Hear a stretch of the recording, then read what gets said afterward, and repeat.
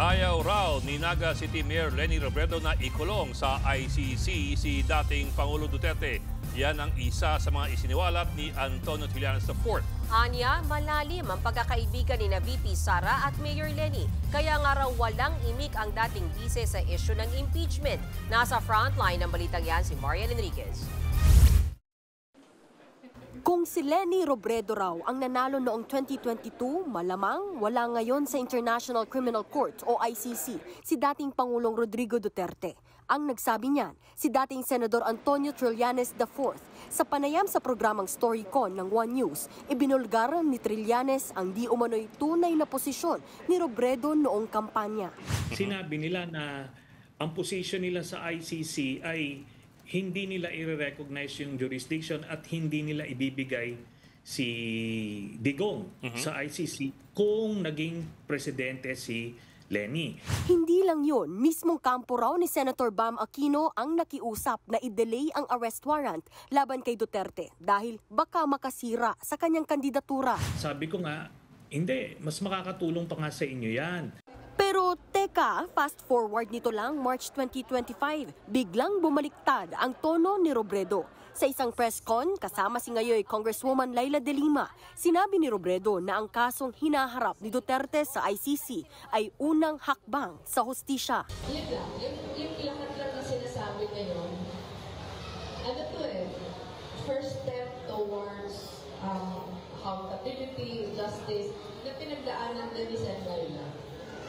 Kaya, all this talk about everything that's happening, about your process, about how unfair everything is, lagi kong nababalik dun sa sitwasyon. Sa kabila niyan, sabi pa ni Trillanes, hindi siya susuporta kay Robredo sa 2028. Bakit? Kasi raw malalim ang samahan ni dating VP Leni at ng kasalukuyang VP Sara. Tahimik daw si Robredo sa impeachment ni VP Sara. Hindi raw ito ang leader na kayang manindigan laban sa Duterte dynasty. Up to now, si Mayor Leni has yet to say anything about the impeachment trial of Sara Duterte. Alam mo, malakas na boses yan. She's quiet. Patunay daw niyan ang Robredo-Sara o Rosa tandem noong 2022 elections. Sa isang araw punto ng kampanya ng Leni Kiko na Echepera, si ngayon Senator Kiko Pangilinan. Isang rally namin sa Pangasinan, hindi nila pinaakyat si then VP candidate Kiko Pangilinan sa entablado. Kasi nga dun sa Robredo-Sara alliance. So meron ng ganon ever since. Magkaalyado nga ba at magkaibigan sina Leni at Sara? Noong September 2024, kung kailan lumalaki ang lamat ng unit team ni na VP Sara at Pangulong Bongbong Marcos, matatandaang biglang dumalaw si VP Sara sa bahay ni Leni sa Naga. Ayon sa kampo ni Robredo, personal lang yan. Noong sumunod na buwan, si Sara mismo ang umamin, ginamit siya ng mga Marcos para matalo si Robredo.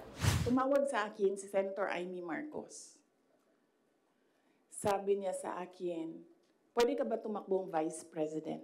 Sabi ko, bakit? I was honest enough to say, kasi matatalo kami ni Leni kung hindi mo dalahin ang Bisaya. Ngayon, ang tanong kung si Leni Robredo nga kaya ang nanalo noong 2022, talaga bang makakalusot si Duterte?